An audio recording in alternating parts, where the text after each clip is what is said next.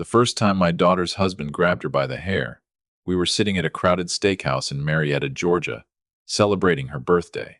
His mother was sitting right beside him, and instead of stopping him, she laughed. I watched my daughter freeze across the table, her eyes dropping to the plate in front of her. I didn't stand up. I didn't shout. I didn't even reach for him. After 22 years in the Atlanta Police Department's Homicide Division, I knew what happened when a man lost control, and I knew better than most that the worst mistakes were often made in the first few seconds. My name is Frank Callow. I'm 58 years old, retired, and I've spent most of my life learning how to stay calm when other people couldn't. I had sat across from men who had done things most people couldn't imagine and kept my voice steady while they lied to my face. I had walked into rooms where terrible things had happened and learned not to let anger make decisions for me. But sitting across from my daughter that night was different. Katie was 31, with her mother's dark brown eyes and my stubborn streak. She laughed easily, cried easily, and had always been the kind of person who tried to keep the peace even when she was the one getting hurt.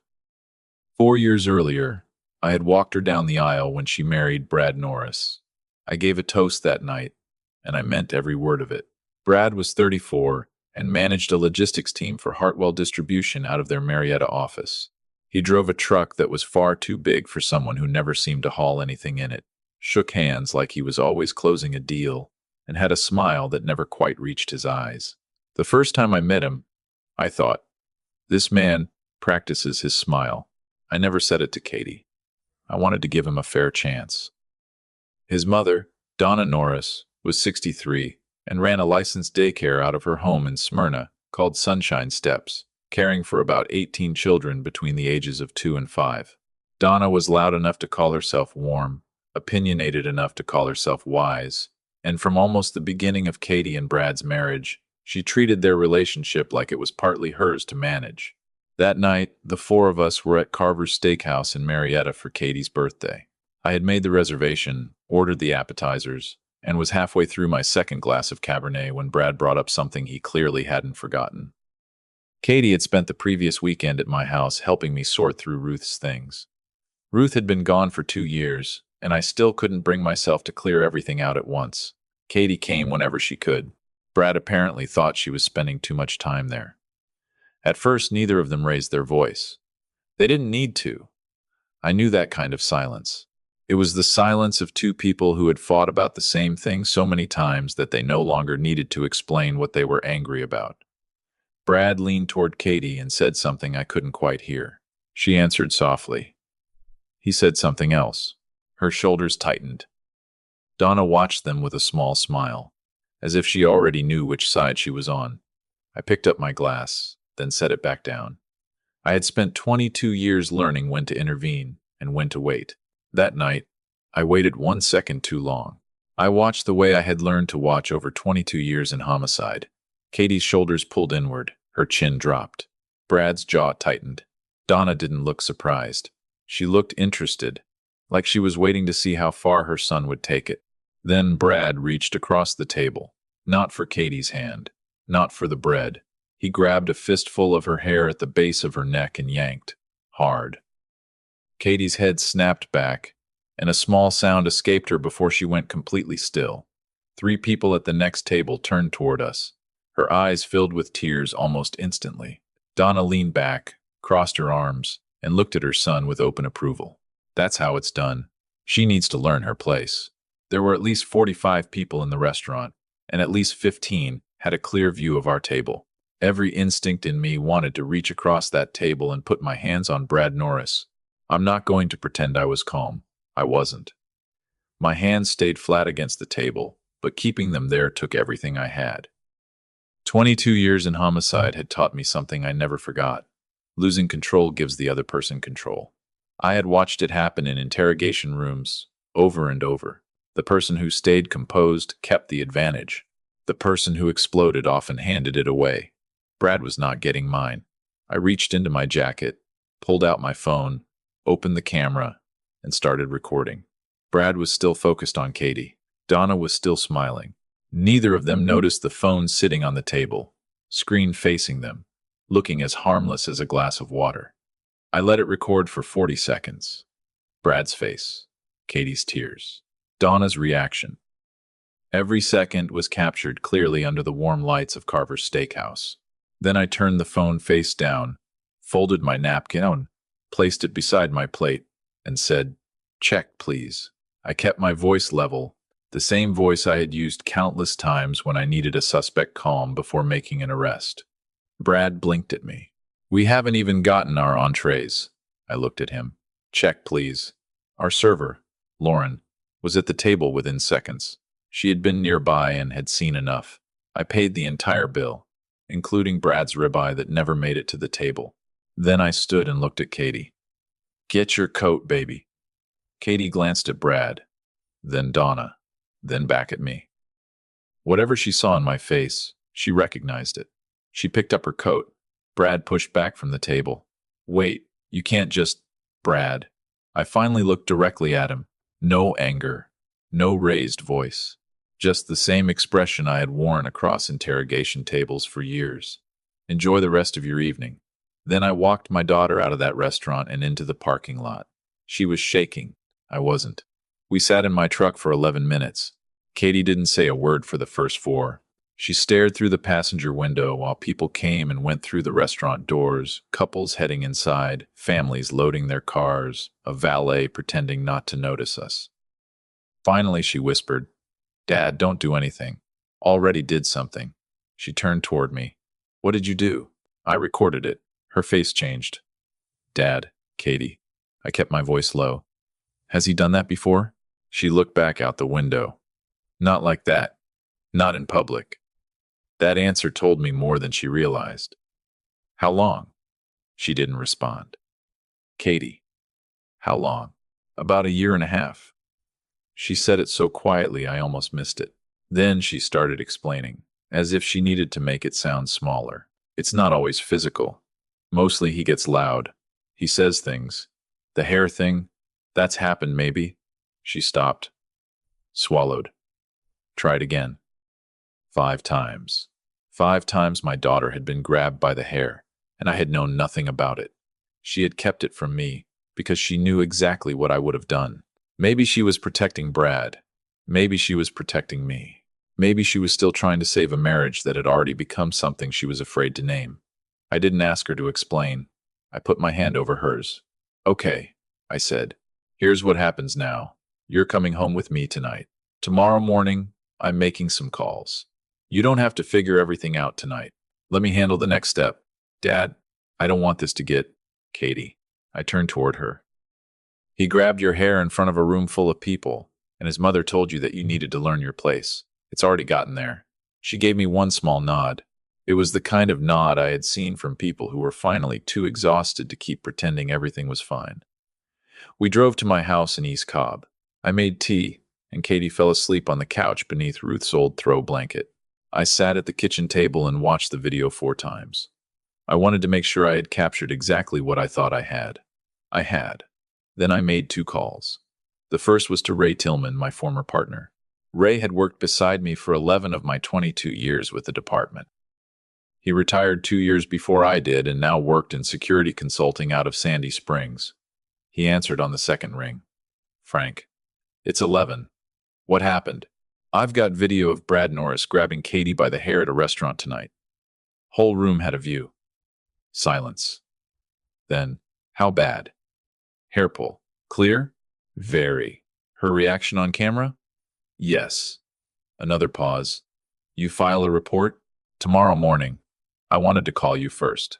Ray's voice changed immediately. The friend disappeared, and the professional took over. "Good. Who's your attorney?"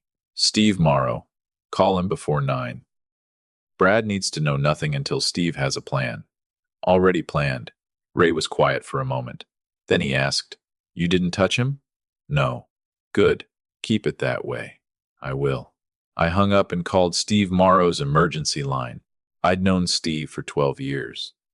We first met during a domestic case back in 2012, when his client needed protective documentation and evidence from my investigation helped secure it.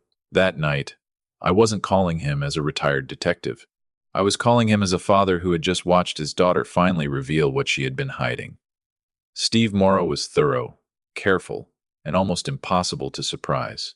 Steve, it's Frank Callow. I need an emergency consultation first thing tomorrow. I have video of my daughter being assaulted by her husband.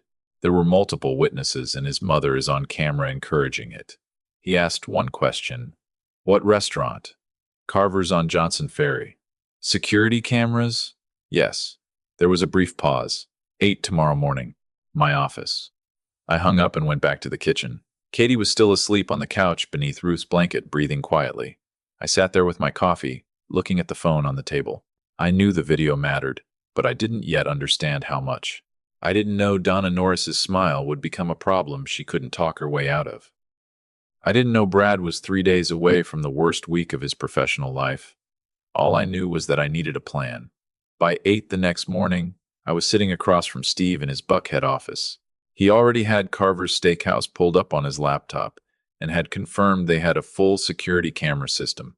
I handed him my phone and watched him play the video once. Then he played it again. The second time, he stopped on Donna's face. Frank, he said, looking over his glasses. This is a gift. I know. Her encouraging it is all on camera? Every word. Steve leaned back. I've been doing this for 20 years. I've never had something this clean. He turned the laptop toward me. Here's what we do. First, we file for emergency protection for Katie. I can get that moving today.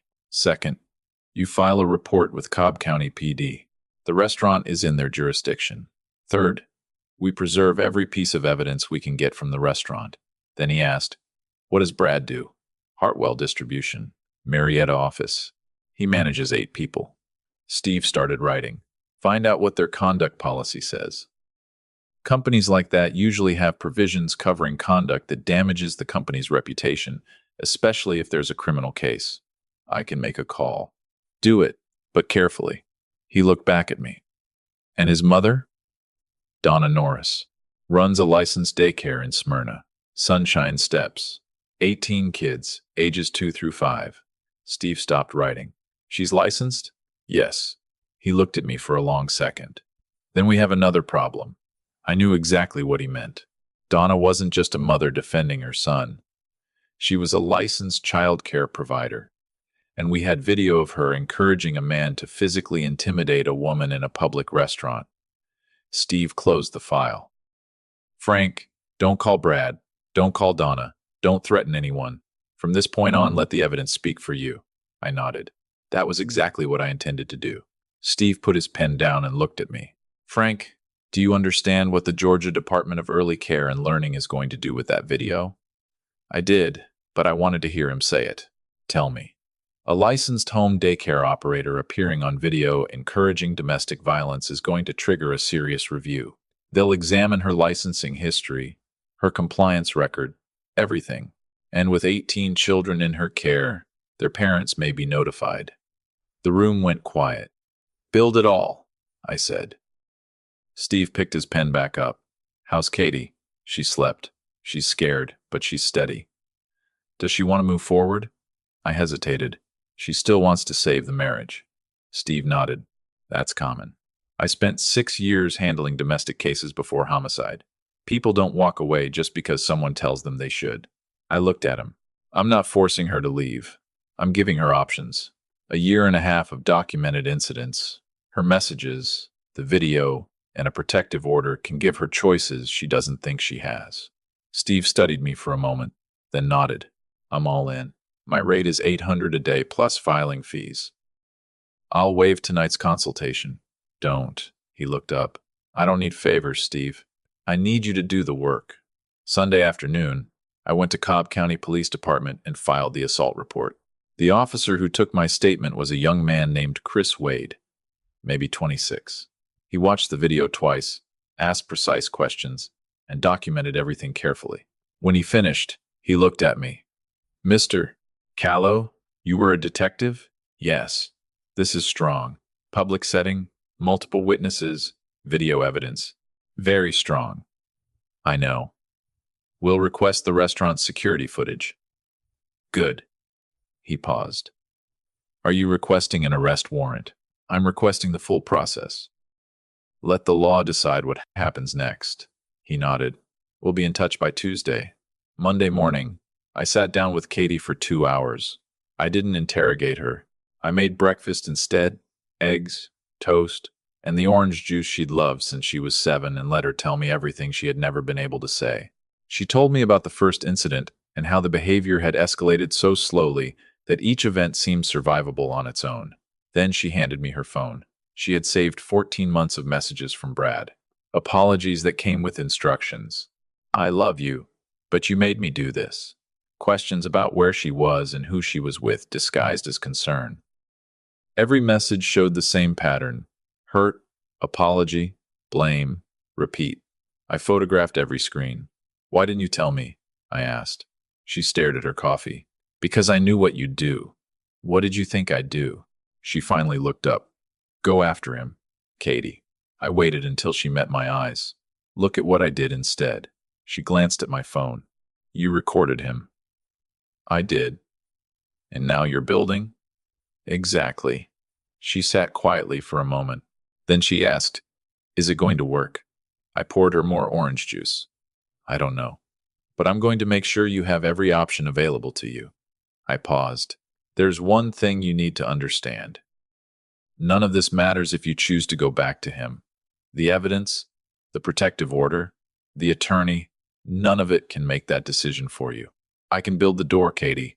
I can't make you walk through it. She looked down at her hands and didn't answer. But for the first time since we left that restaurant, she didn't defend Brad.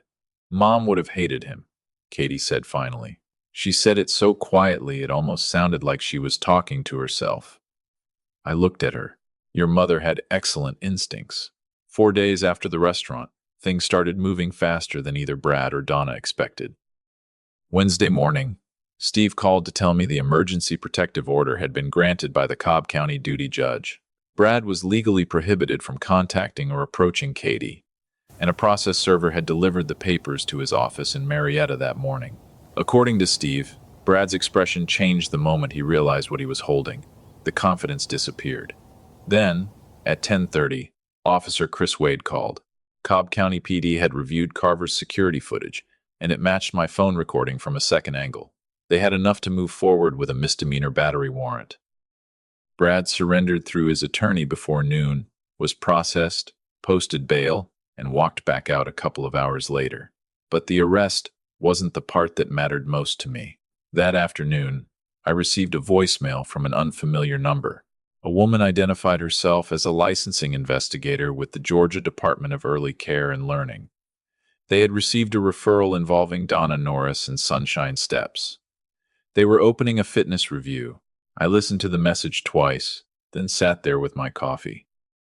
I kept thinking about Donna at that restaurant, leaning back in her chair with her arms crossed, watching her son grab my daughter's hair like she was watching a lesson being taught. That's how it's done. She needs to learn her place. Donna had said it without hesitation. Now her own words were part of a record she couldn't erase. By Thursday morning, Brad's problems had reached his workplace. Hartwell Distribution placed him on administrative leave pending an internal HR investigation.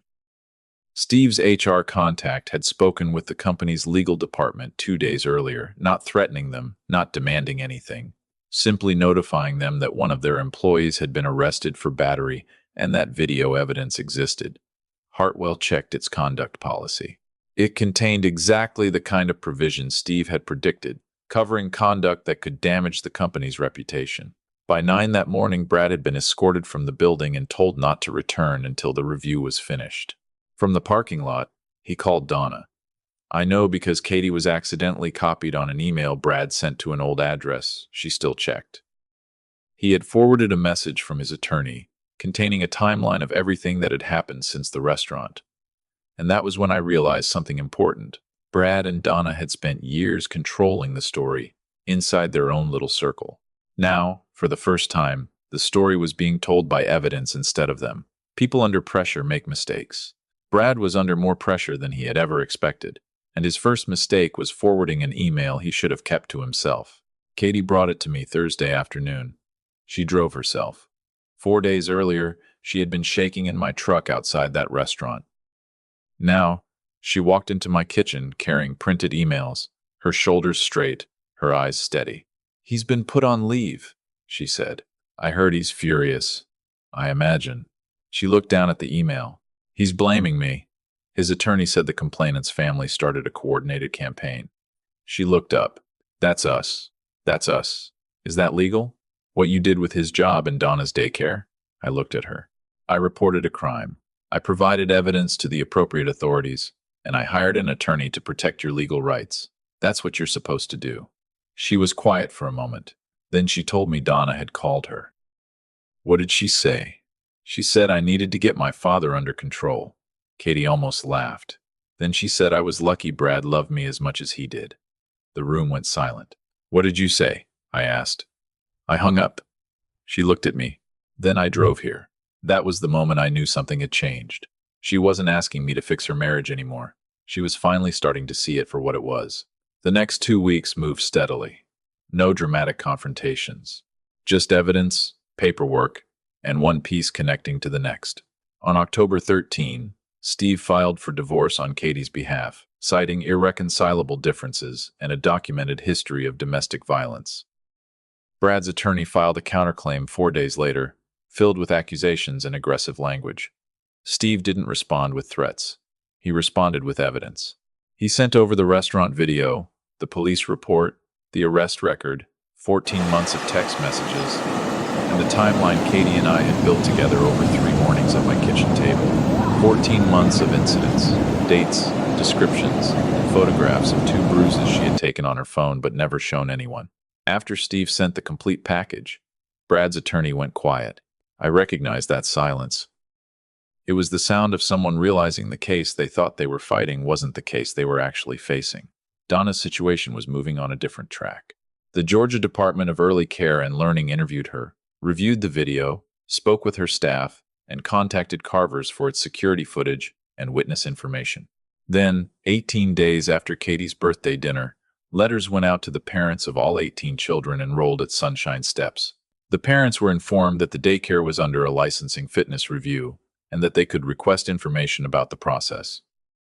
One of those parents called the licensing investigator, then posted about the situation in a Smyrna neighborhood Facebook group. By the next morning, 11 of the 18 families had pulled their children from Sunshine Steps while the review was still underway. Donna had spent years building that daycare. In less than a month, she was watching it unravel from the inside. By the following week, Sunshine Steps was down to 7 children. Donna called Katie 3 more times. Katie didn't answer once. On the 3rd call, Donna left a voicemail. Katie played it for me, then deleted it. It was mostly blame, and according to Katie, Donna said, "Your father," 11 times. She never said she was sorry. On Monday, October 27, Brad finally accepted a settlement through his attorney. The divorce would be uncontested. Their marital assets would be divided under Georgia law, and the emergency protective order would become permanent. There were no custody issues because they had no children. Brad would take his share of the joint accounts and the furniture he had brought into the marriage. Katie would keep the rest, including the condo she had furnished. But the thing she wanted most wasn't in the settlement papers. It was freedom. Brad's attorney had reviewed the full evidence package from Steve: the restaurant video, the police report, the arrest record, the messages, and 14 months of documented incidents. Apparently, he had given Brad some very clear advice. Fighting the divorce in court with all of that evidence was not going to end well for him. Brad signed Monday morning. Steve called me as soon as the final signatures came through. "Done," he said. Filed. "It's over, Frank." I was sitting at my kitchen table with a cup of coffee, watching the October sunlight come through the windows. "What about Hartwell?" I asked. Their HR review finished Friday. Brad resigned before they could terminate him. And Donna? The licensing review is still open. No final decision yet, but losing 11 families in 1 week is part of the record. Good. I took another sip of coffee. "Thank you, Steve." He was quiet for a second. "Frank, you built this." That afternoon, Katie came over, carrying a bottle of wine and a small plant in a terracotta pot. She set the plant on my kitchen windowsill beside the coffee maker. "What's that for?" I asked. "Your kitchen needed something alive." She sat down and looked around. "Is it really done?" "The divorce is signed. The restraining order is permanent. Brad is no longer your legal problem." She nodded slowly. "How do you feel?" Katie thought about it before answering. She never gave people the answer she thought they wanted. Tired, sad, a little scared about what comes next. She looked at the plant and relieved. Like I'd been carrying something for a year and a half, and I finally put it down. Then she smiled faintly. Mom would have liked this plant. I looked at it. Your mother would have bought you 10 and made me carry every one of them from the car. Katie laughed. It was the first real laugh I'd heard from her in weeks. And for the first time since that birthday dinner, I knew she was going to be okay. Katie laughed, the real kind, with nothing hiding underneath it. We spent the next couple of hours at my kitchen table, drinking wine and talking about ordinary things. Her job, Thanksgiving at her new place, Robbie from next door, who could cook circles around both of us and never complained when we asked him for help. She wanted to keep Ruth's old throw blanket. I told her it was hers. At some point, Katie looked across the table. Dad? Yeah? That night in the parking lot, you could have gone back inside. I could have, but you didn't. Why? I knew the answer. I'd known it since I was 23, when my training officer, Sergeant Dale Mack, taught me something I never forgot. I looked at my daughter and chose my words carefully. Because if I had hit Brad, I would have felt good for about 45 seconds. Then, I'd be the one in handcuffs, and the whole story would become about me. Brad would walk away. Katie nodded slowly. So the video was better. Much better. I picked up my phone. A retired cop facing a battery charge or video evidence of an assault. Which one helps you? She looked at me. The video. Exactly. I set the phone back down. I picked up my phone instead of my fists, because the phone was going to do more damage than my fists ever could. She smiled. That's your detective instinct, isn't it? Something like that. She raised her glass. To doing the math. I raised mine. To doing the math. By the end of October, Brad was unemployed and staying at Donna's house in Smyrna. Sunshine Steps was down to 7 children, and the state's licensing review was still open. On October 31, Steve's paralegal sent me the finalized divorce decree with one word in the note: clean.